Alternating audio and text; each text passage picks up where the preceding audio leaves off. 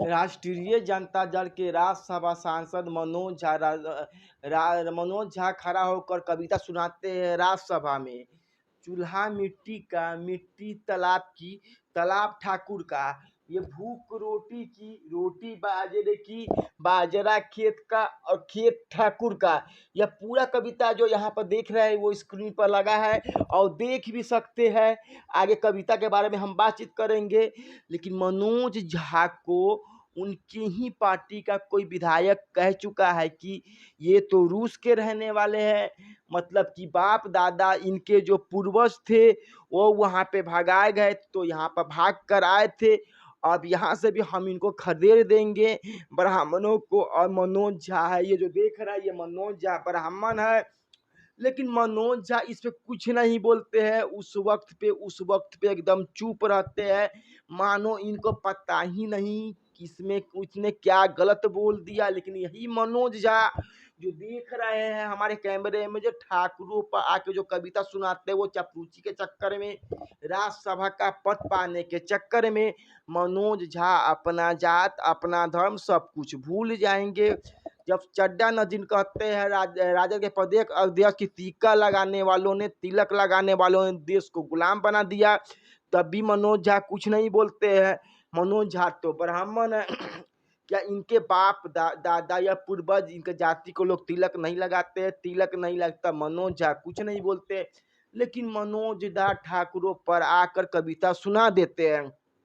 तब कहा जाता है कि आरजेडी में केवल चापलूसी करने के लिए, दो चार लोगों को खुश करने के लिए मनोज झा सब कुछ कर रहे हैं।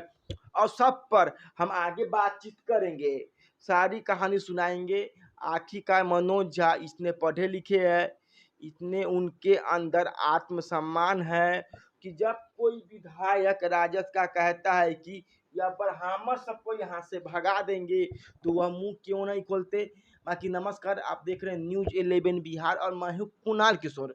सबसे पहले ब्राह्मण, ये जो देख रहा है ये ब्राह्मण विदेशी है, उनको यहाँ से भगा दिया जाएगा। लेकिन ब्राह्मण वहां से भगाए जाए जब वह भारत आए थे। यह बोलता कौन है? जो जो देख रहे हैं आरजेडी के विधायक है ये वंश कुमार, उन्होंने बोलता है यह वंश कुमार अप्रैल के महीने में बोलते हैं। कहा जाता है कि वह दिन 29 अप्रैल का था। लेकिन मनोज झा इस पर कोई टिप्पणी नहीं करते हैं। यह जगदानंद सिंह तिलक लगाने वालों को कहते हैं कि यह हमारे देश को गुलाम बना दिया। मनोज झा के ऊपर कोई टिप्पणी नहीं करते हैं। अगर मनोज झा के पास हिम्मत होती तो वह इस चीज पर भी बोलते, तब हमको लगता कि हाँ यह जो समाजवादी के नेता हुआ, बाकी में समाजवादी है, सारे समाजों के लिए बोलते हैं। लेकिन मनोज झा को हिम्मत का बात न था ही नहीं कि मनोज ठाकुर को गाली देना, अगली जातियों को गाली देना हो तो तब इन लोगों के पास हिम्मत आती है। लेकिन कोई इनके जात को गाली दे तो इस पर सवाल उठाने में इनको किस हिम्मत नहीं, क्योंकि इस पर सवाल उठा देंगे तो क्यों इनका क्या होगा। अब सबसे पहले ये कविता के बारे में सुनिए। ये कविता लिखने वाले कवि का नाम है ओम प्रकाश वाल्मीकि। ओम प्रकाश वाल्मीकि के बारे में हमने पढ़ा तो वो पता चला कि वो दलितों के चिंतक थे, दलितों के बारे में सोचते थे। उन्होंने कविता लिखी और अच्छी बात है, सामाजिक परिवेश के आधार पर उन्होंने एक कविता लिखा, कविता कहा। लेकिन अब उस कविता को मनोज झा ने संसद भवन में सुनाते हैं।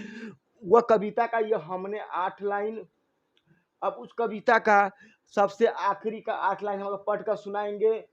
वो है कि बैल ठाकुर का, हल ठाकुर का, हल के मूठ पर हटेली अपनी तो ठाकुर की।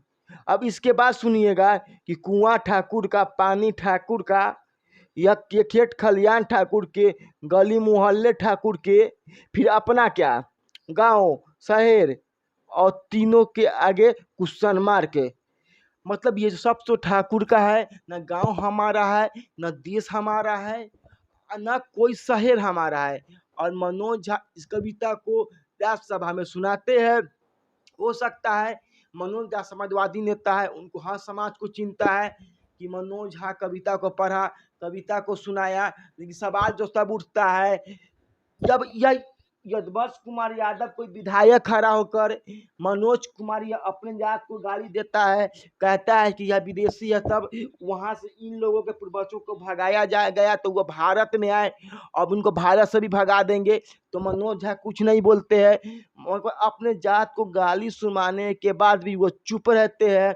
उनके जात को कोई गाली देता है तो तब भी चुप रहते हैं। लेकिन ठाकुरों पर कविता पढ़ना हो तो पूरा अपना पोथी कागज लेकर जाते हैं और राज्यसभा में खड़े होकर अपना कविता पढ़कर सुना देते हैं। फिलहाल राष्ट्रीय जनता दल के अंदर जो राजपूत विधायक थे इक्का दुक्का वो सवाल पूछ रहे हैं। वो कह रहे हैं कि आखिर कब मनोज झा इतना ही हिम्मत होता तो अपने ही जात के ऊपर कविता पढ़ देते, ब्राह्मणों को लेकर कविता पढ़ देते, तब ठाकुर को पढ़ने की क्या जरूरत थी। फिलहाल मनोज झा को इसका भी जवाब देना होगा। जब चट्टा नरसिंह तिलक को लेकर खोजते हैं तो जब यदवंश ब्राह्मणों यादकों को लेकर खोजते हैं तो किस डर के वो कारण चुप रहते हैं। क्या अगर वो उस पर सवाल पूछ देंगे तो चापलूसी में कोई कमी हो जाएगी। बाकी आपकी क्या प्रक्रिया है कमेंट बॉक्स में बताएं। आप देख रहे थे न्यूज़11 बिहार कुणाल किशोर के साथ। आगे जो भी इस पर टिप्पा टिप्पणी हो रही, जो भी कहानी आएगी, हम सब कुछ आप तक पहुंचाएंगे। दोस्तों जय हिंद जय भारत। हमारी खबर अच्छी लगे पेज को लाइक करें, शेयर करें, फॉलो करें, इसी ना किसी सब्सक्राइब करें। देखते रहे छोटी सी बड़ी खबर कुणाल किशोर के साथ।